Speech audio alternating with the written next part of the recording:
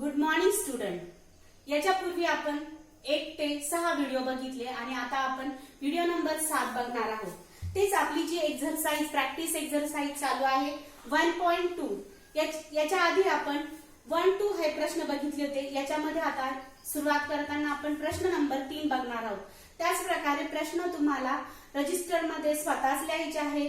तर ते practice set 1.2 third example page number आहे 40.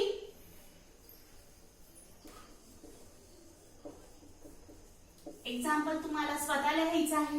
आता ह्या एक्झाम्पल मध्ये काय दिलेलं आहे तर पी एम एन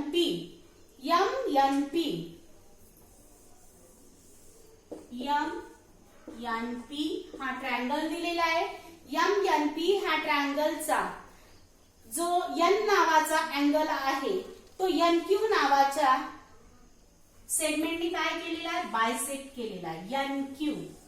आता बायसेक्ट केलेला दिलेला आहे म्हणजे समान चिन्ह दिलेले आहे. कोणता अँगल बायसेक्ट केलेला आहे एन नावाचा अँगल एन क्यू नावाच्या सेगमेंटने बायसेक्ट केलेला आहे. इथे बायसेक्ट केलेला आहे म्हणजे तुम्हाला किमती दिलेल्या आहेत की MN5 त्याच्यानंतर TN7 त्याच्यानंतर MQ किती दिलेला आहे 2.5 आणि फाइंड आउट करायचंय QP. तुमच्या लगेचच लक्षात येत असेल स्टुडंट की इथे ट्रायंगल MNP मध्ये NQ नावाची सेगमेंट अँगल N हा बायसेक्ट करते. सर्वात महत्वाचं आकृती बघितली की मी तुम्हाला सांगितलं गिवन वरून आपल्याला तिथे कोणता थेरम यूज करायचा किंवा कोणती प्रॉपर्टी यूज करायची हे लक्षात येणं गरजेचंच आहे. तेव्हाच आपल्याला थेरम आणि प्रॉपर्टी समजलं हे लक्षात येईल. थेरम पाठ करून लक्षात राहत नाही.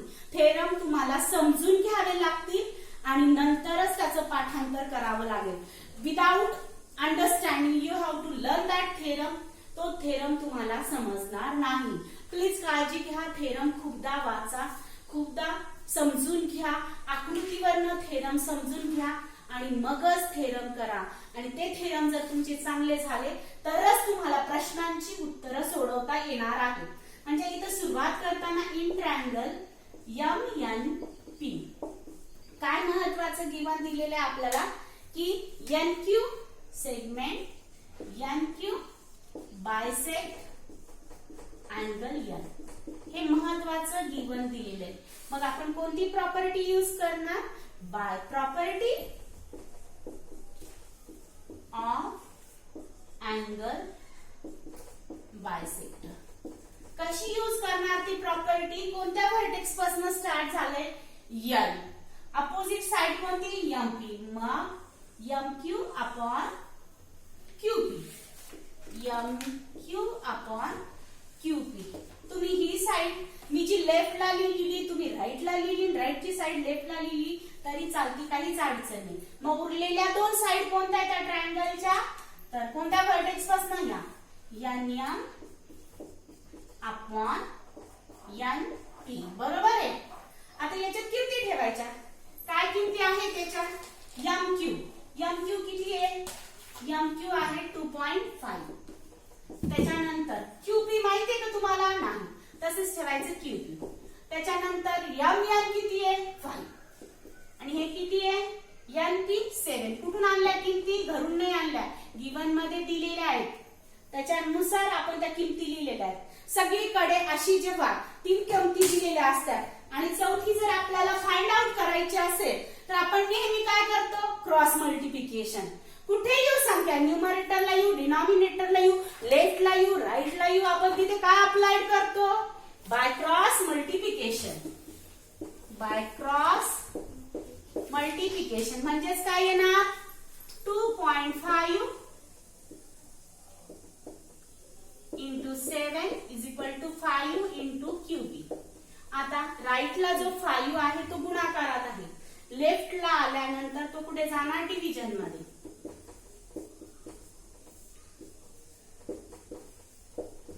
तुम्हाला माहिती 5च्या पाड्यात 25 आहे पण इथं 2.5 आहे म्हणजेच काय ना 0.5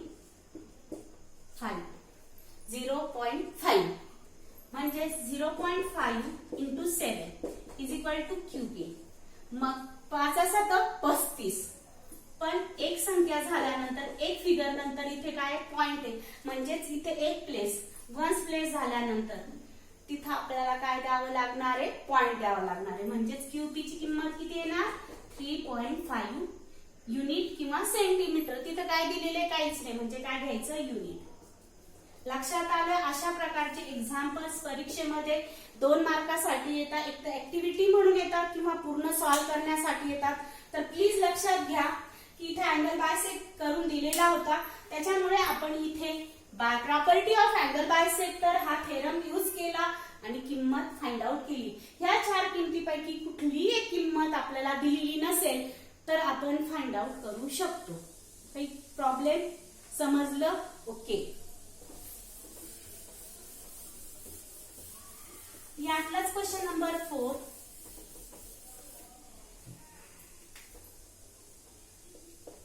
इथे एक आकृती दिलेली एबीसी हा एक ट्रायंगल दिलेला आहे.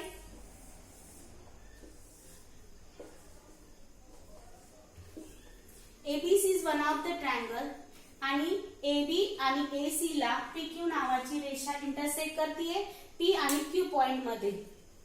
P आणि Q. अँगल P दिलेला आहे 60 आणि अँगल B दिलेला आहे 60. आता आपण असं म्हणू शकतो इन ट्रायंगल ABC. ओके. लक्ष द्या. Angle APQ is congruent to angle ABC since each angle is 60 degree.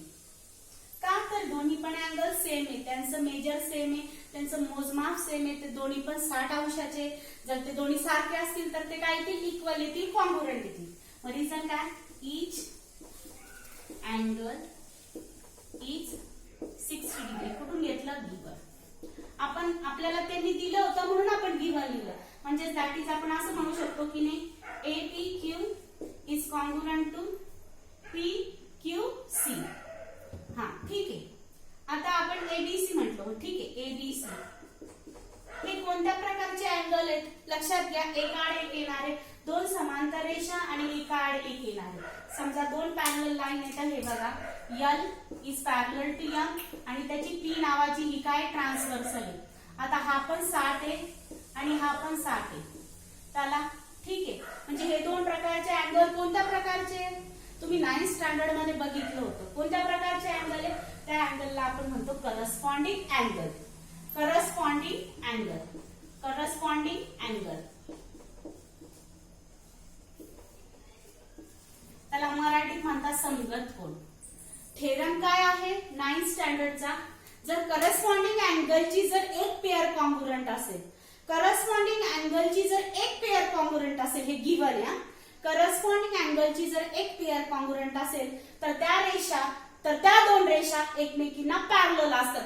म्हणजेच L is parallel to M येणार की नाही. इथं L इज पॅरलल टू काय येणार, M येणार.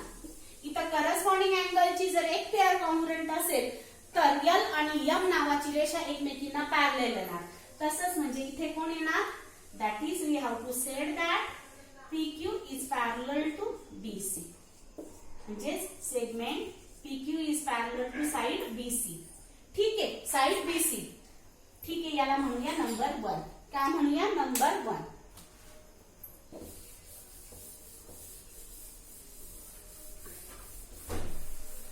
हे बघा करस्पॉन्डिंग अँगल जर एक पेअर जर कॉन्ग्रुएंट असतील तर त्या 2 रेषा एकमेकींना पॅरलल असतील. आपण असं म्हणू शकतो इन ट्रायंगल कोणता आहे आपला ABC segment PQ is parallel to side BC. कुठून घेतलं, फ्रॉम 1. आपण प्रूव्ह केलं हे फ्रॉम 1 एक मध्ये प्रूव्ह केलं. जर त्रिकोणाच्या तिसऱ्या बाजूला एखादी रेषा जर पॅरलल असेल तर आपण तिथे कोणता थेरम अप्लाय करतो, बाय बेसिक प्रपोर्शनॅलिटी थेरम. म्हणजे नीट लक्षात घ्या, PQ is parallel to BC असेल तर तिथे आपण कोणता थेरम अप्लाय करणार, कोणता थेरम यूज करणार, बाय बेसिक प्रपोर्शनॅलिटी थेरम. पूर्ण लिहायचं, मी शॉर्ट मध्ये लिहिते. बीपीटी थेरम तुम्ही इथं पूर्ण लिहायचं. बाय बेसिक प्रपोर्शनॅलिटी थेरम काय येणार मग, AP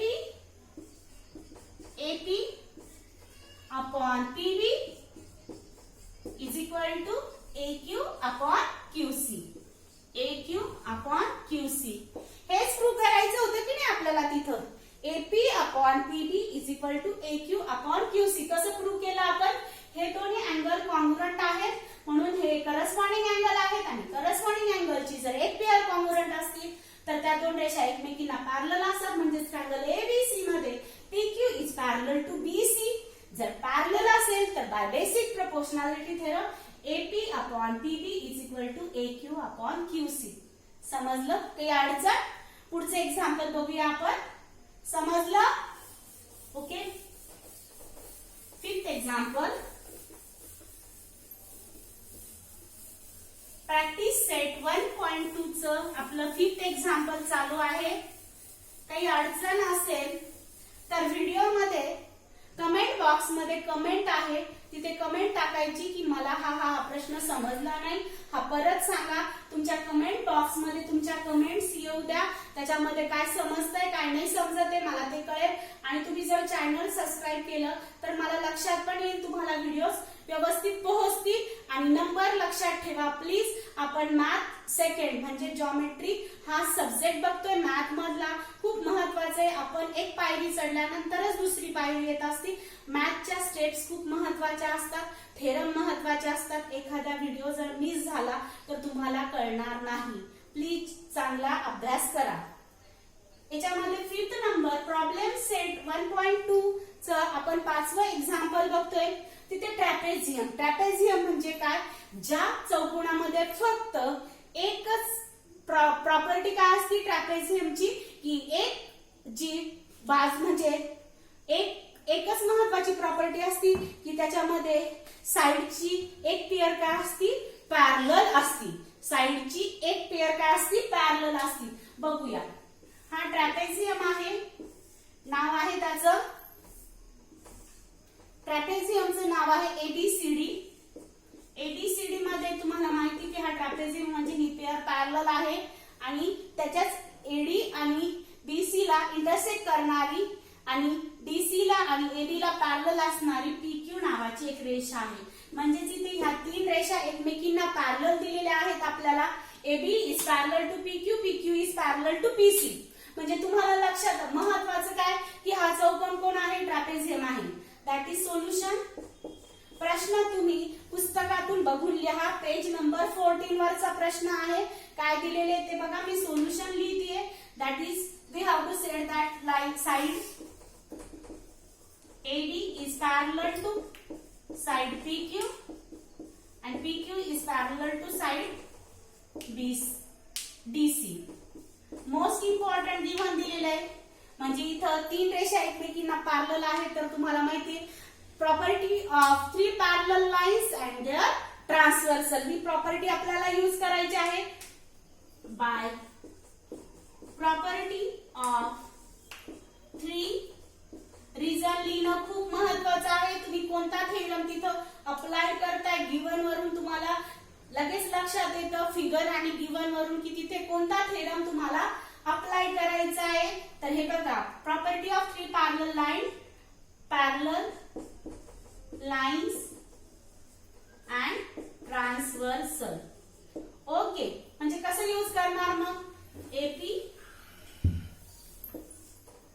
AP upon PD is equal to BQ upon QC. हे पण गणित बघा 2 मार्कासाठी येतं. हे गणित खूप महत्वाची आहेत. ह्या थेरम्स आणि प्रॉपर्टीज वरची तुम्हाला नीट लक्षात यावी. हे बघा किमती दिलेल्या आहेत. AP किती दिलेले आहे? AP दिलेले आहे 15. PD दिलेला आहे आपल्याला 12.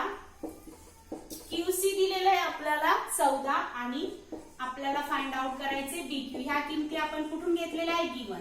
मी तुम्हाला पुष्कळ वेळा तेच सांगितलंय की कुठल्याही फिगर मध्ये अशा फिगर मध्ये 3 किमती देतात आणि चौथी तुम्हाला फाइंड आउट करायची असते. जेव्हा तुम्हाला चौथी किंमत फाइंड आउट करायची असेल ती न्यूमरेटरला असो या डिनॉमिनेटरला असो तुम्हाला तिथे काय करायचं आहे? By cross multiplication. By cross multiplication. आता बघा देअरफोर लिहित जा प्रत्येक वेळी. 15 into 14 क्रॉस 12 into BQ. हा जो 12 आहे राईट हँड साइडला तो गुणाकारात आहे. लेफ्टला गेल्यानंतर तो कुठे जाणार? डिनॉमिनेटरला. 12. न्यूमरेटरची किंमत लेफ्टच्या डिनॉमिनेटरला आली. आता हे बघा, कशाने भाग द्या, 3 द्या, 2 द्या, डिपेंड्स ऑन यू. तसं काही नाही, तुमच्या मनाने तुम्ही सॉल्व करायचं. 2 सकून 12, 2 साती 14, परत 6 आणि 15, 3 एक 3, 3 दुने 6, 3 पाचे 15. किती आलं? 5 सत 35. काय उरलंय ते बघा. परत एकदा भाग कसा दिला मी तुम्हाला सांगते. 2 सकून 12, 2 साती 14, नंतर 15 आणि 6, 3 दुने 6, 3 पाचे 15, 5 गुणिले 7, काय काय उरलं? 5 गुणिले 7 भागिले 2. 5 सत किती आले? 35 भागिले 2. हे बघा आता 35 भागिले 2. 35 भागिले 2 तुम्हाला जर तोंडी येत नसेल तर तुम्ही असा भागाकार करायचा. 2 एक 2, खाली किती उरला? 1. 2 साती 14, खाली उरला 1. आता वरतून आपण 0 घेणार आहे तेव्हा इथं काय लागणार? बेटा पॉइंट लागणार. 2 पंचे 10. म्हणजे उत्तर किती आलं तुमचं? कशाचं उत्तर बेटा? BQ चं उत्तर किती आलं मग? BQ इज इक्वल टू, इकडे इथे जागा नाही म्हणून BQ is equal to 17.5 sorry 17.5. इथपर्यंत तुम्हाला समजणं गरजेचं आहे. इथं 3 रेषा एकमेकींना पॅरलल होत्या म्हणून आपण property of 3 parallel lines and transversal use केलं. कसं लिहिलं? AP upon PD is equal to BQ upon QC. किमती ठेवल्या बाय क्रॉस मल्टिप्लिकेशन आणि आपण आन्सर काढला. आन्सर काय आलं? 17.5. हे बघा, हा झाला प्रश्न क्रमांक 5. याच्यानंतर आपण प्रश्न क्रमांक बघणार आहोत 6.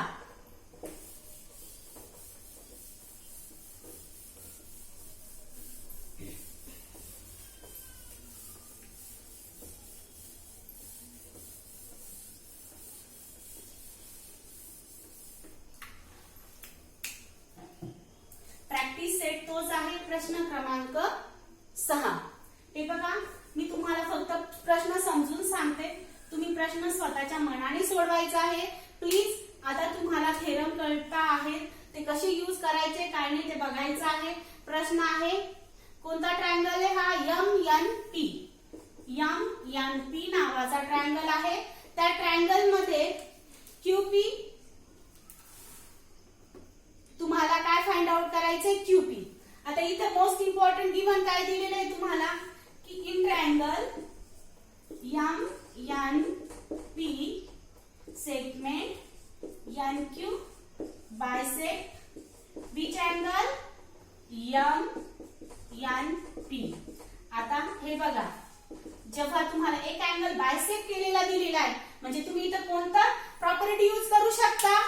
Bye property of angle bisector. कोणत्या रिझन वरून? की MNP नावाचा जो N नावाचा अँगल आहे तो NQ नावाची सेगमेंट बायसेक्ट करते. कसा यूज करणार थेरम? तुम्ही MQ अपॉन QP आधी घ्या किंवा NM अपॉन NP आधी घ्या, काहीच अडचण नाही. तर हे बघा, MQ upon QP is equal to NM upon NP. याच्यात किमती ठेवायच्या आणि उत्तर फाइंड आउट करायचं. काय? NM किती आहे? 25. QP किती आहे?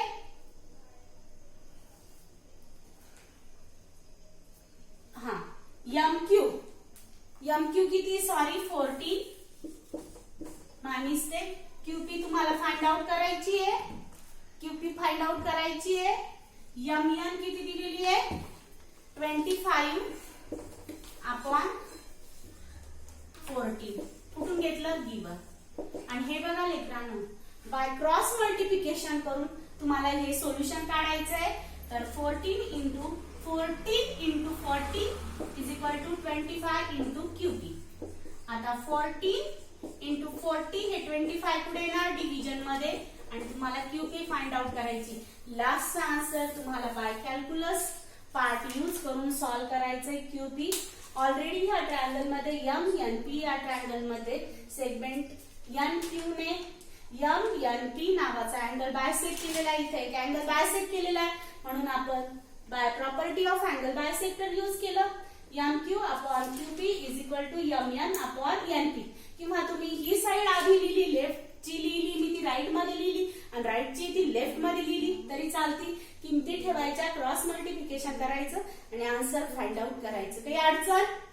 ठीक आहे. आपण ह्या 5, 6, 7 ह्या व्हिडिओज मध्ये जवळपास सॉल्व एक्झाम्पल्स, बोर्डला आलेले एक्झाम्पल्स आणि प्रॅक्टिस सेट चे 6 प्रश्न पर्यंत आपण बघितलेला आहे. पुढच्या व्हिडिओमध्ये आपण पुढचे प्रश्न बघू. थँक्यू.